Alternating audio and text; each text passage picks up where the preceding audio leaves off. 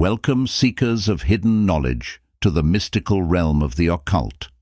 Delve into the secrets of the universe as we journey together into the enigmatic world of ancient wisdom. Brought to you by your guide through the shadows of enlightenment, Wisdom Rocker. Uncover the mysteries, unlock the power, and journey with us as we explore the hidden depths within the pages of forgotten scrolls and ancient texts. Prepare to embark on a journey beyond the ordinary, where wisdom transcends time and knowledge is your greatest ally. Welcome to Wisdom Rocker. Prepare to awaken your inner sage. In this video, we will be uncovering the wisdom within the chapters of Lectures on Ancient Philosophy. Written by Manly P. Hall. Chapter 12. Demigods and Supermen. When Socrates declared irony and inductive reasoning to be the peculiar instruments of philosophy, he implied far more than the words convey to the average layman. As previously stated, Chapter 8, the soul of man when immersed in generation manifests according to the laws of the generating sphere. Hence man can only liberate himself from corporeal conditions by first freeing his rational part from mundane entanglements. The personality with its numerous attributes is suspended from the generating soul, and consequently the clarification of consciousness is attainable only by the liberation of the self from the generating principle.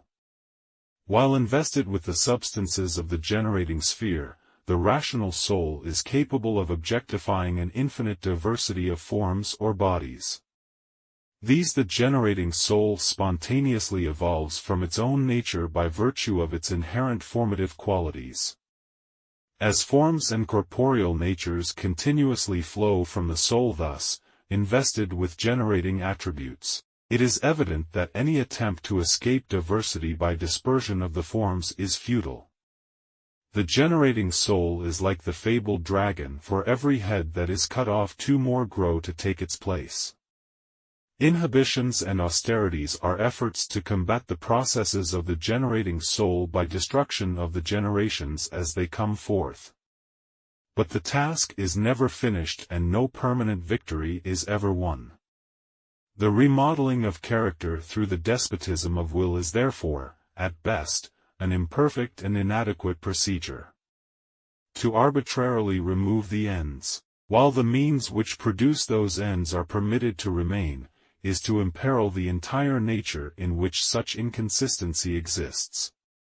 In a certain sense man is an appendage of impulse, hence the regeneration of character must be through the reformation of impulses and not their inhibition. A certain consistency must exist upon all planes of activity. The animal soul must ever express itself through animal instincts, the generating soul through the instincts of generation, and the rational soul through the urge to rationality. For the internal nature thus, to function upon one level of consciousness while the external nature attempts to exist upon another, is to create a confusion which must inevitably result in disaster. Socrates maintained that the rationalizing of the individual must take place in the causal nature which, flowing downward into the corporeal constitution, will speedily mold the inferior into the image of the superior. Hence his emphasis upon the efficacy of irony and inductive reasoning. Irony is here to be understood in the sense of fate, which philosophers have ever declared to be ironical. Fate affects the liberation of the rational part by revealing that all things are destined to return to their own natures, or origins, in spite of every effort to nullify this design. Ultimate achievement is hence unavoidable and is the certain end of all beginnings, but incalculable is the interval that must elapse before the operations of divine procedure restore all things to their primal state. Irony, therefore, is the long way around the path of the drone. It is beset with every obstacle that materiality can contrive. It leads through death and sorrow, and he who chooses to take the bufferings of destiny must be prepared to withstand the blasts of outrageous circumstance. Ironically, he who chooses to do the least must accomplish the most, for none shall labor as hard as the sluggard or struggle as intensely for liberation as the one content to drift upon the sea of providence. Whoever chooses to escape the responsibilities of life exhausts himself in his efforts to dodge inevitables. For the foolish, then, the ironic road; for the wise, the true Socratic path, the theory of inductive reasoning. Establishing his entire philosophy upon man, consequently upon a particular, Socrates reasoned therefrom to generals, thus, establishing a procedure to which Francis Bacon added the essential element of analogy. Induction infers a process of thought whereby the rationality which is posited in particulars is urged or impelled to retire along the line of its own flow and verge toward the monad, or general, of which it is the particular. In other words, Socrates sought to arrive at divine realities by causing particulars to retire into their own general state. While the monad might erroneously be considered a particular, it is in reality a general, and the manifestations which emerge from it are the particulars. The ancient Socratic philosophy involved, therefore, the correction of particulars by the renovation of generals. Affirming all particulars to have their origin in generals, it is evident that man as a particular is founded upon man as a general, and hence that which influences the general must necessarily influence the particular. The reverse, however, is not essentially true, for the lesser cannot dominate the greater but must be dominated thereby. Philosophy, accordingly, is peculiarly adapted to the fields of generals, while science has an affinity for the field of particulars. Hence science is founded in philosophy and must receive its particular truths by adaptation from general verities. Philosophy, consequently, is not individualistic in the commonly accepted sense, but regards individuals as dependencies of universals and seeks to achieve the liberation of individuals by the reconstruction of universals. Descending to the level of man himself, we must then regard man as a general, his parts, members and attributes as particulars suspended from his general, or rational, nature. Man is not simply a personality, he is a personality, an individuality, and a universality in one. His universality verges toward universals, his individuality verges toward individuals, and his personality verges toward personals. Each of these natures in turn has its own dependencies which verge toward it and toward which it also apparently verges. From the subject matter of the previous chapter it is evident that generals partake of unity or wholeness, and particulars of diversity, for as diversity is contained within unity, so the particulars are contained within the general.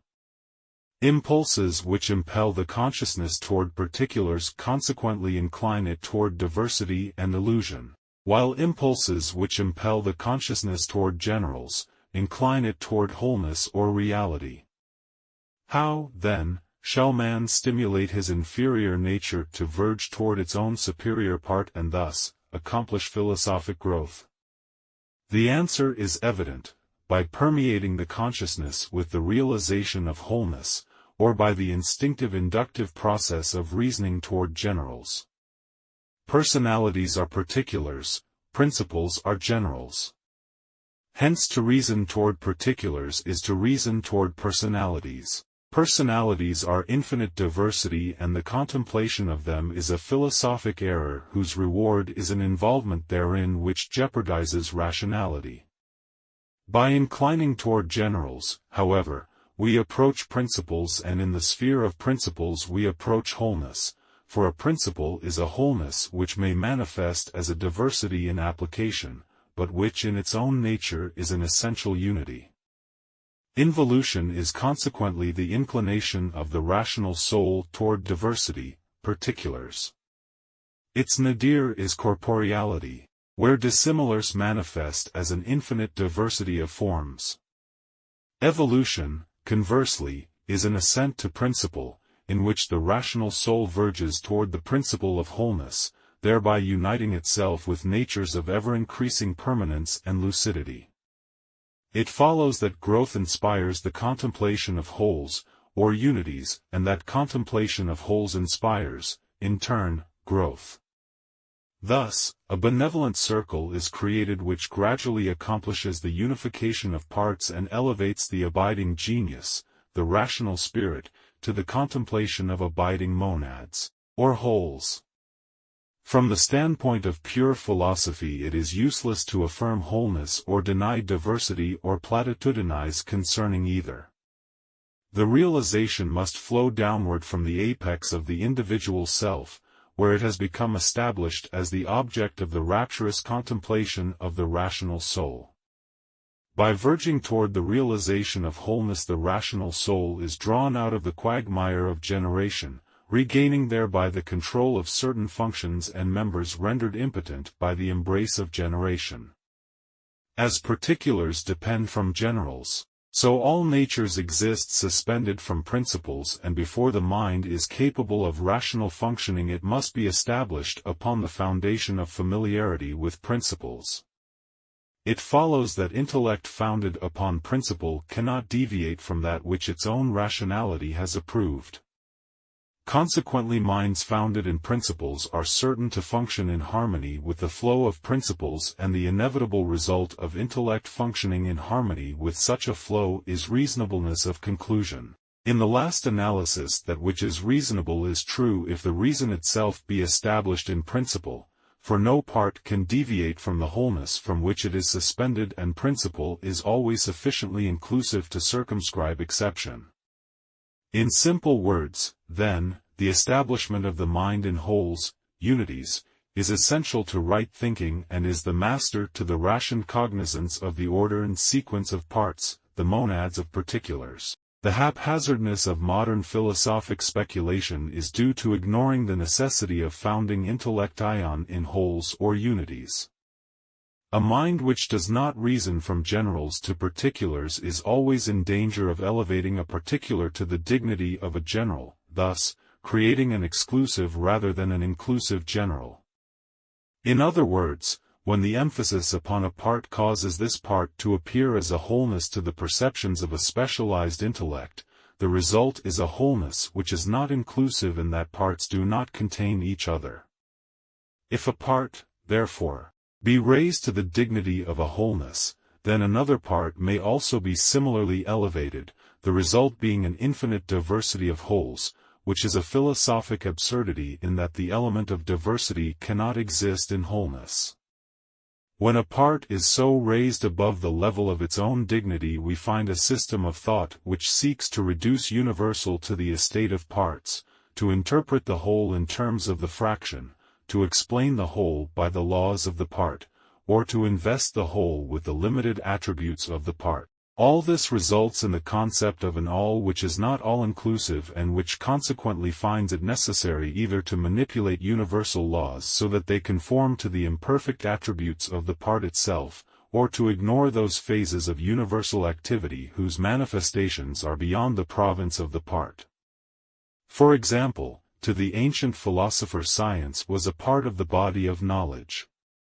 It was therefore a dependency of reason and an instrument of erudition. By the modern scientist, however, science is elevated to the dignity of wholeness and regarded as the actual monad of rationality rather than a dependency thereof. The resultant confusion is foreshadowed. The field of phenomena includes a multitude of activities outside the province of science as a particular. These are naturally excluded from science when it is regarded as a general. Hence scientific men are prone to ridicule the concept of the immortality of the soul, because such concepts do not come under the jurisdiction of science as a particular, and when science is thus elevated to the false dignity of an absolute state, the doctrine of the soul is necessarily outlawed from universal. The inadequacy of science is thus demonstrated, for it is indisputably established as a particular and not a general. There is a natural tendency of the mind to elevate its own particular to the estate of a general. This is the inevitable outcome of founding knowledge upon particulars. The philosophic perspective is lost and short-sightedness ensues. From short-sightedness itself as a monadic entity, are suspended such particulars as bigotry, intolerance and rational injustice. In America today we have a deluge of cults, literally hundreds of minor creeds, orthodox as well as heterodox, which have sprung up from an overemphasis of the Baconian doctrine of particulars. Analytical reasoning is largely responsible for this unfortunate condition, for analysis is a separative impulse whose natural trend is to break up similars into dissimilar and thereby unduly emphasize them. On the other hand, synthesis is an unceasing impulse toward the establishment of wholes or unities. This does not necessarily imply that the philosophy behind the procedure is at fault, for the microscope, while ever revealing particulars, at the same time reveals also the unity of those particulars. If parts be invariably regarded as wholes and each new division be likewise invested with the sense of wholeness, then the present analytical process, through the reformation of its theory, would automatically become a synthetic process. In religion this practice of elevating parts to the dignity of wholes is most common. Every little motion is thus raised to the dignity of a divine edict, every little whim rooted in a spiritual certainty, and every infinitesimal belief so highly magnified that it eclipses the entire body of universal order. If every individual nail in the rim of a wheel should conceive itself to be the hub, imagine the dilemma of the wheel at finding itself expected to revolve upon a score of different hubs simultaneously and make definite progress. The mind naturally thinks in terms of particulars. It is consequently incapable of ascending to that sphere of rationality where dwells the spirit of intellectual justice. Justice does not necessarily result from a full comprehension of wholes, but rather from the realization of the equality of parts. Thus, in philosophy there is a democracy of parts and an autocracy of wholes, for parts are equal to parts but inferior to wholes. St. Paul epitomizes the philosophy of the master builder concerning this subject, for we know in part and we prophesy in part. But when that which is perfect is come, then that which is in part shall be done away. 1 Corinthians 13, 9-10, in this case that which is perfect signifies the state of wholeness. These words have been interpreted by the Christian Church to signify the ultimate unification of all men under its own banner, unmindful of the obvious fact that it is but a part itself and can endure only until that which is perfect is come. The elevation of isolated fragments to a position of supremacy over wholes is the sequel to the overemphasis of individualism, for individualism, while it properly emphasizes the wholeness innate within parts, fails to emphasize the greater wholeness that is the sum of parts. The natural supremacy of the Platonic system of reasoning over the more popular Aristotelian method thus becomes self-apparent. Reasoning a posteriori is characteristic of modern thought, whereas the ancient mysteries owed their excellence largely to the a priori method. The a posteriori method inclines toward separateness, egotism, and selfishness, the a priori toward dignity, humility, and unselfishness. All systems of thought which ascribe to the parts a power equal to the whole are productive of despotism and the false usurpation of power. Tyranny is an oppression and the limiting boundary of parts oppresses the limitlessness of wholes. From this insufficiency is born rebellion, for that which is unduly bounded bursts its bonds and escapes into an area sufficient for its expression. When inferiors are ruled by superiors, order reigns, but when superiors are ruled by inferiors, chaos prevails. If man is ruled by the laws of the universe he is justly dealt with, but if the universe were subjected to the laws of men, sufficiency would be oppressed by insufficiency. When particulars are ruled by generals, rational order is the product, but when generals are ruled by particulars, the despotism of irrationality destroys all rational congruity.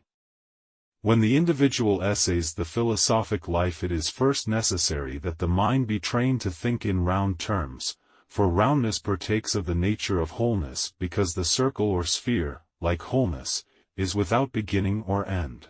To think in round terms may be interpreted to mean keeping the mentality upon the level of greatest inclusiveness, ever striving to attain fuller inclusiveness, since perfect inclusiveness alone qualifies the intellect to descend to the contemplation of pans. For example, when thinking of religion, do not think of Mohammedans, Brahmins, or Christians, but think of religion as the universal adoration of creative principles common to all mankind and found in a rudimentary form even among the higher animals, such as the anthropoid ape. Having first established the universality of veneration, we have founded our comprehension upon the wholeness of the subject. From this point we may then rationally descend to the consideration of religions, thereby escaping the pitfall of intolerance resulting from basing the study of religion upon a religion. When viewed from the exalted level of wholeness, such issues as the possible priority of the Presbyterians over the Methodists not only become inconsequential, but retire beyond the vanishing point of philosophic concern.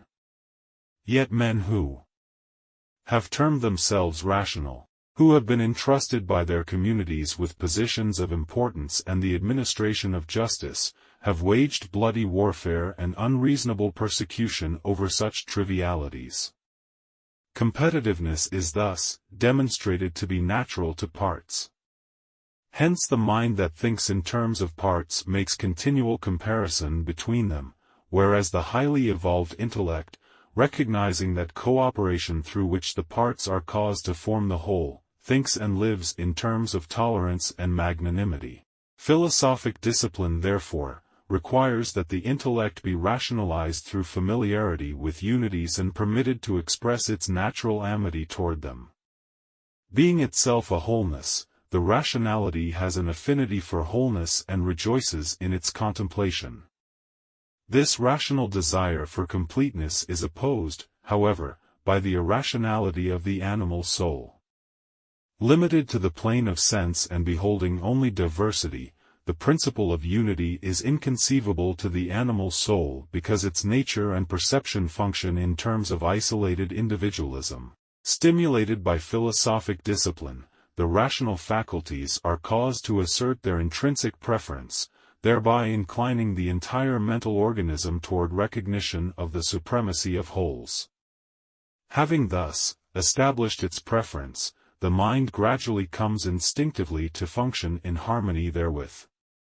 The result is mental benevolence, which manifests in the outer life as that nobility of temperament which irresistibly attracts and is concordant with the subconscious unity existent in all human nature. The nobility of the inclusive intellect is undeniable, and opposition to its conclusions is usually based upon cupidity or egotism, for it can never be rationally opposed.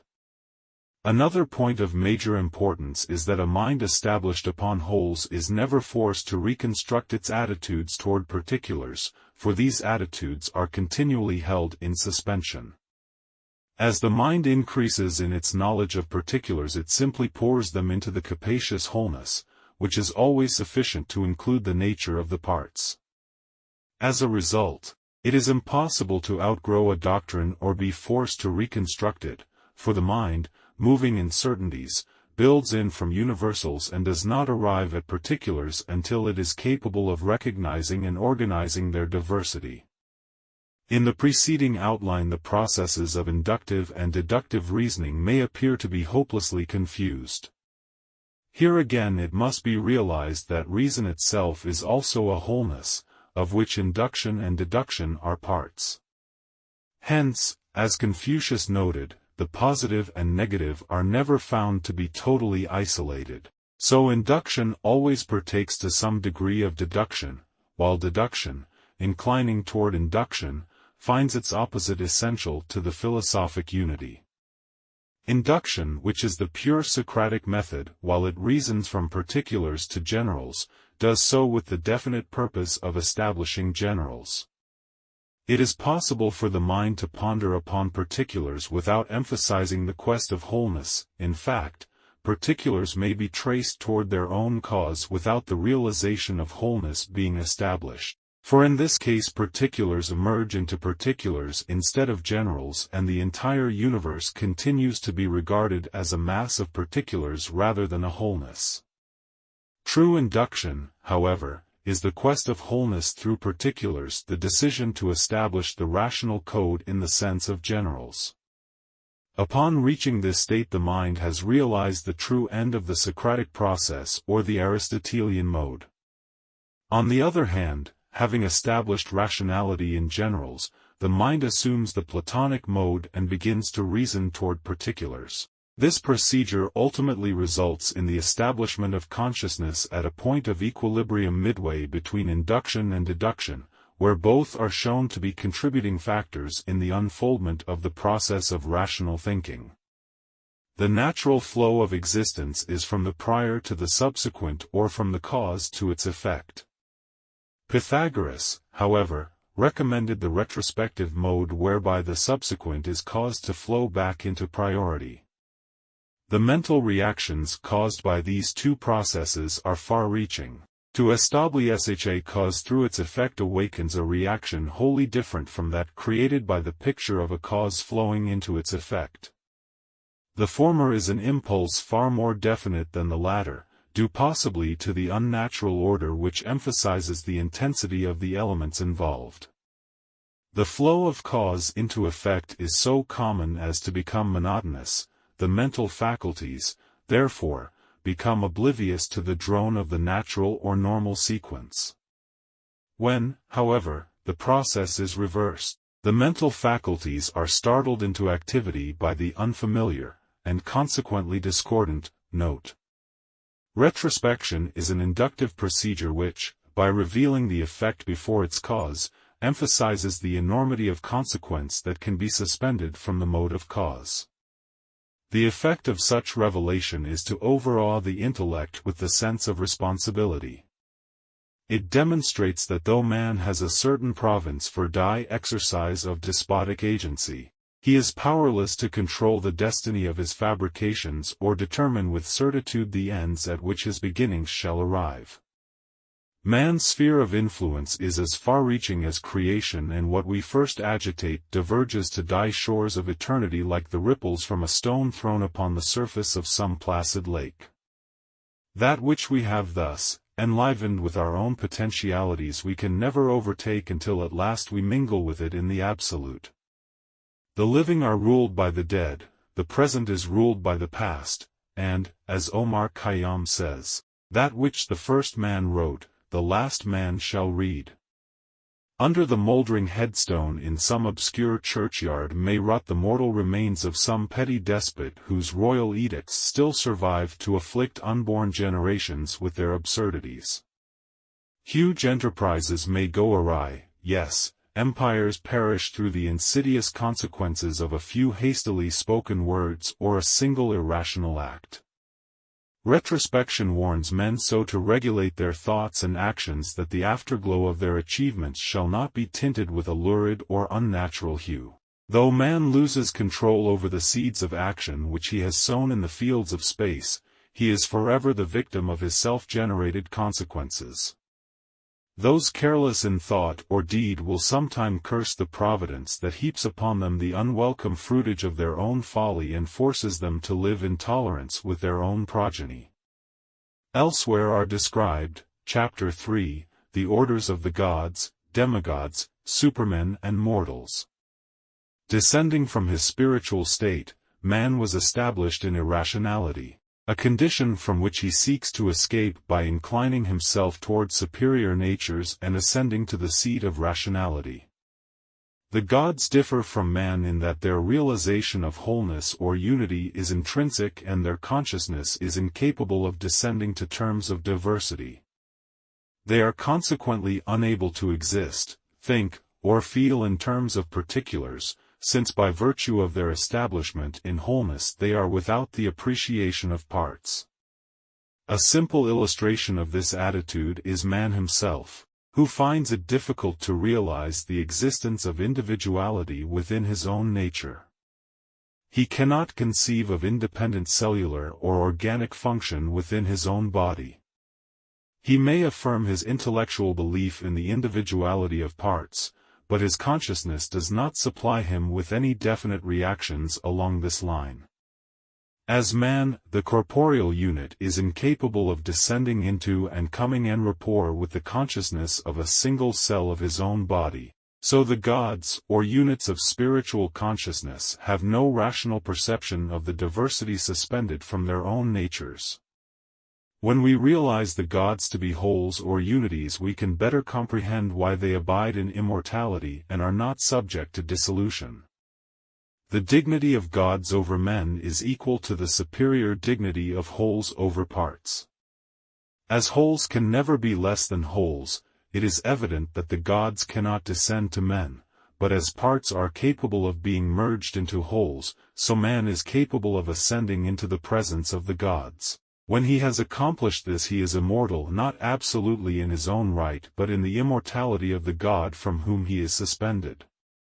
Immortality is consequently the merging of a mortal nature with an immortal nature, whereby the nature of the immortal is caused to extend and include the nature of the mortal. What was formerly impermanent thus becomes permanent by its mergence with the nature of permanence. Natures become immortal by retiring into their own causes, for causes partake of immortality and are proximate to the one cause toward which they themselves incline to partake of the fullness of being. Though men, the fractional parts, come and go and their span is but a little while, man, the principle, endures for an interminable period of time. By elevating themselves to wholeness, men are able to partake of the immortality of their archetype. Thus, men and women as isolated personalities are not immortal, but their immortality is assured through their foundation in the causal nature. According to the ancients, the universe contains, in addition to the myriads of natural creatures, who inhabit its inferior part and are visible to the perceptions of the normal human being, other orders, hierarchies, or species of life beyond the perception of the limited faculties now at man's disposal. Socrates declares that there are orders of life which dwell along the shores of the air as men dwell along the shores of the sea. Dwelling in a subtler stratum, these beings are seldom given to contention, but live together in amity, worshipping the gods and serving the beautiful. To assume the visible to be the all is to deny even the most rudimentary instincts of human nature. Mankind dwells in a vale, as it were, and on every side rise high mountains which obscure from view that which lies beyond. Yet by what right shall we deny the existence of broader vistas beyond the circumscribing walls of our sense perception? Is it not reasonable that the interval between wholeness and diversity is filled with a concatenated order of generations, some verging toward wholeness and proximate to it, others verging toward diversity and filled with its quality? Degrees of wholeness are the spiritual impulses which manifest as the various genera composing physical life. There are degrees of wholeness requiring vehicles of expression far more refined than man's bodies, even as there are degrees of diversity, which like the grain of sand call for a structure less complicated. Are the gods then to be considered as arbitrary creations, or simply the hypothetical divisions erected by philosophy for the purpose of classifying the proximity of various natures either to their substance or their shadow? Through the centuries men have pleased to worship gods as proxies of the one indivisible and omnipotent nature. Being posterior to the one, are not the gods themselves natures? Though elevated to divine dignity from their proximity to wholeness, are they not, like men, orders of dependencies suspended in the abyss of interval, there to generate within their abundant natures a numerous progeny which they tolerate and ultimately cause to flow back again into themselves? Let the contemplation of divine natures, therefore, be approached in the spirit of reasonableness, bereft of that awe and diffidence which has marked such contemplation in the past. Like the cyclopes, the wholes, or unities, stand regarding through their unified perceptions the transcendent nature of the first wholeness. An analysis of the natures of the gods is essential to an understanding of human nature, for through them we partake of the fullness of all good, and in them is the field of both our present labors and our future endeavors. Wholeness is not a personality. The gods, therefore, do not partake of the attributes of personalities. They are not vengeful principles, nor are they inclined to be moved by the piteous supplication of the inadequate. Like the carved Rameses of Egypt, they sit immovable, sufficient and all-sufficing. Of their immeasurable dignity we may not know all, but through philosophic discipline we may equip ourselves to understand, in part at least, the magnitude and tranquility of their abidance. Regardless of the degree or dignity of the parts, the wholeness from which they themselves are directly suspended is their God, their Father and their Mother, their beginning and their end. Thus, the gods are legion. Merging into each other, these wholes verge toward their common first cause, and as the gods retire into God, so God, in turn, retires into that which was, is and ever shall be, yet is not.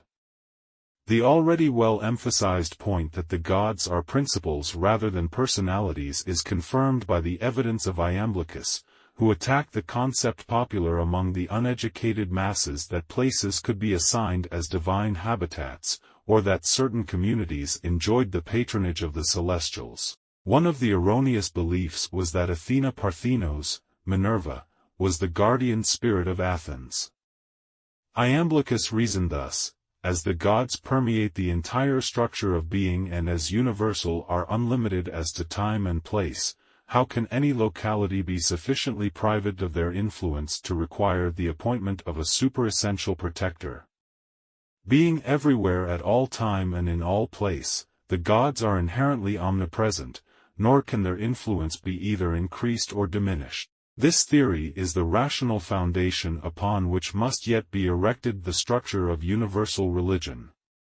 It unmasks the fallacious conceptions of racial or national gods, for it demonstrates that although men may differ concerning the attributes and number of their divinities, even attempting to distribute the universe among various deities, the divine principles themselves remain undivided and unchanged, with their presence equally common to all men and to all places.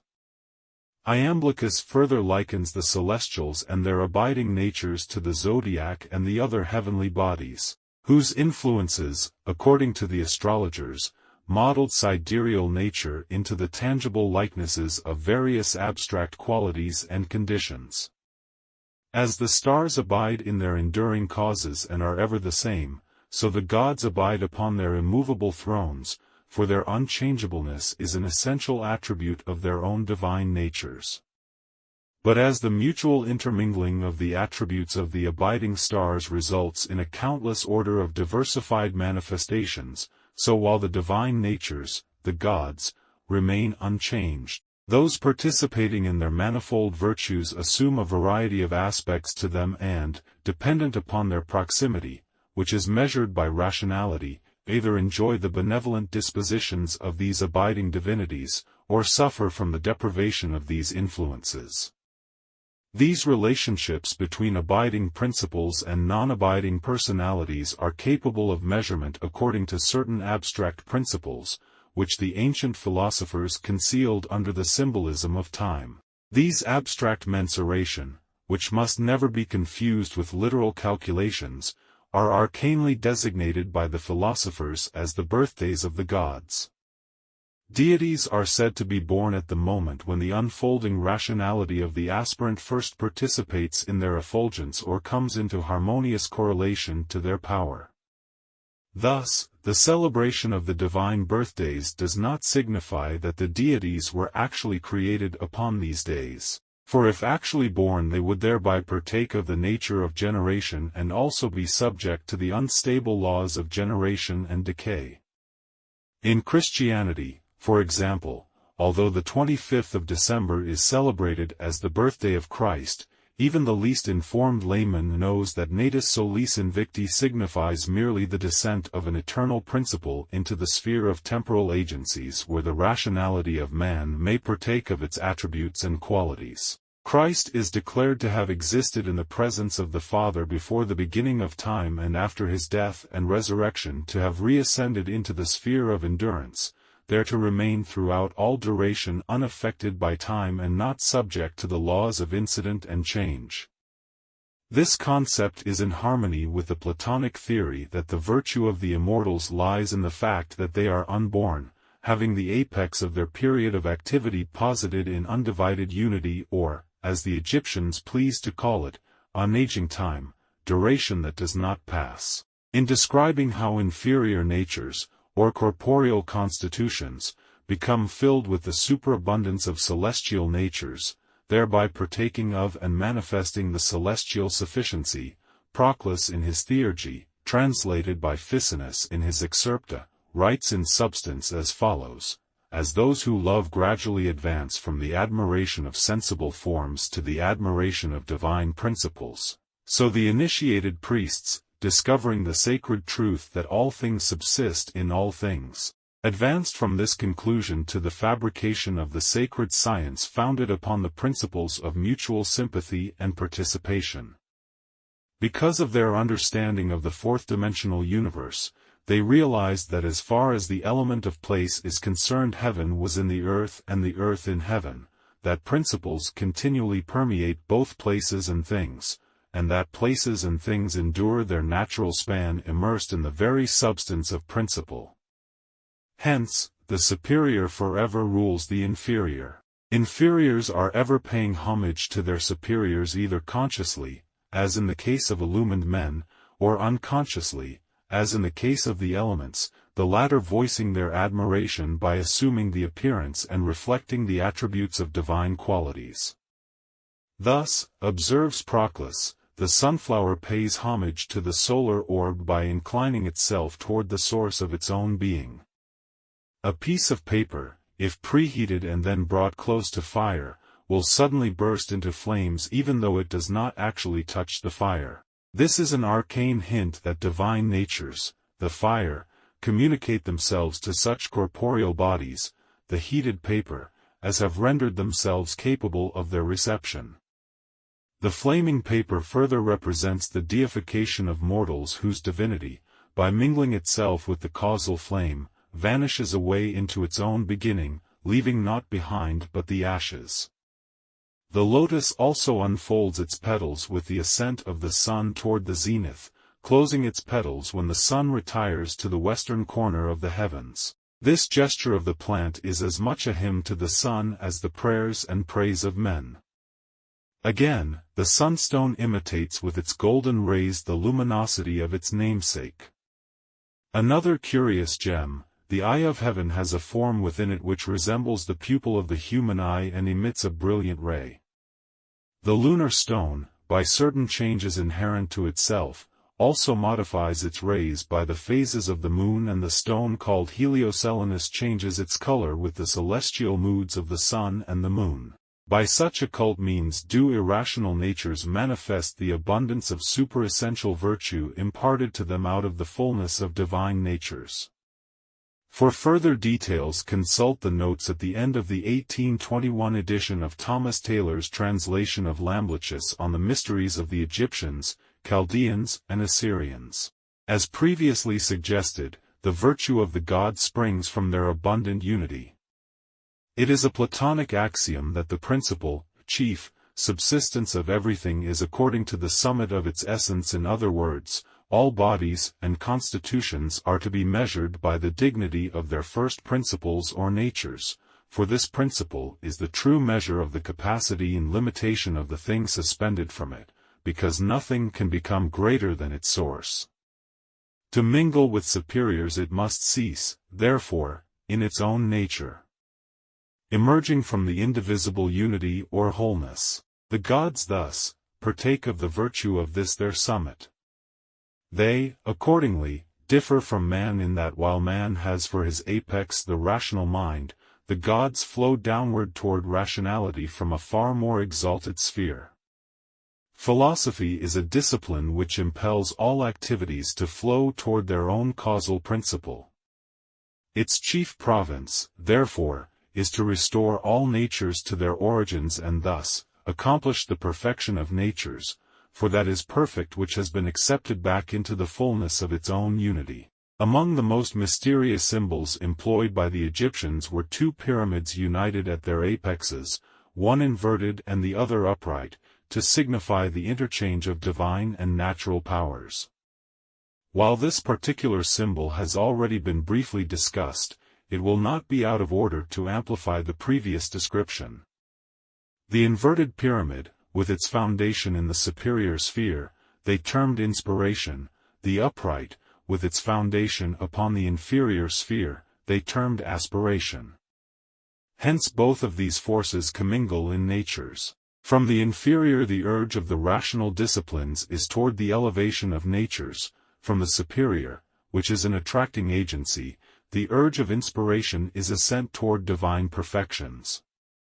If the symbol be closely examined, we become aware of a more archaic meaning, for recognizing the pyramids as flowing from their own apexes, we discover that the central point from which both diverge is the abiding place of the superiors. From this superior point one pyramid, usually shown as dark, flows upward, its color signifying the occult nature of its properties which must forever remain dark and mysterious to the intellect ions of unillumined mortals. The second pyramid flows downward, becoming the tangible universe which is luminous to the many and susceptible of a certain degree of analysis by even those who are unenlightened. These two pyramids represent, therefore, the duad existing within and flowing from the monad polarity manifesting out of simple unity, through which manifestation the universe came into being. Between the unseen sphere of principles above and the visible sphere of personalities below is a ceaseless interchange of activities. Separateness being the law of personalities and unity the law of principles, it is evident that while each body occupies some place, each principle occupies every place. All principles are therefore capable of manifesting in each body. Upon this fact was based the philosophic deduction that place is of relatively small importance in matters pertaining to the higher sciences. Socrates was once accosted by a seeker after truth, who asked him where could be found the best place in which to learn. The great skeptic instantly replied, "Where thou art," for, whereas the learner was in place, learning was everywhere. The two consequently awaited the unifying effect of rationality, which when present links place with everywhere. Theology particularly has become a servant to the concept of place. Among nearly all religious peoples it is a common practice to sanctify places of worship and be in attendance at the performance of certain holy offices in such places. The tombs of the saints are also hallowed and there is a widespread veneration for sacred objects of every description. A visit to Jerusalem will demonstrate the influence wielded by such veneration for place. Here every pebble is more venerable than a boulder elsewhere and even the filth spreads piety instead of plague. Theology also limits the mind to the concept of time as a factor in religious place. Witness the holy days when prayer is presumed to have a special efficacy and the celestial hierarchies are said to be peculiarly receptive to the whining importunities of men. Assembly for the common purpose of worship may confer certain ethical and sociological virtues, for instance, by inspiring the courage born of numbers, but little importance can be attached to the practice if viewed from the standpoint of spirit. In the terms of pure metaphysical philosophy, the gods as causal agencies are both omnipresent and omniscient. Free from time and place, above condition and incapable of such purely mundane concepts as pleasure or displeasure, they flow unimpeded through the many-dimensional vistas of eternity. If would-be reformers can correct the theological absurdity that the gods are localized like the weather, systematized like industry or dispositioned like ward politicians, there is still hope for the religious instincts of the race.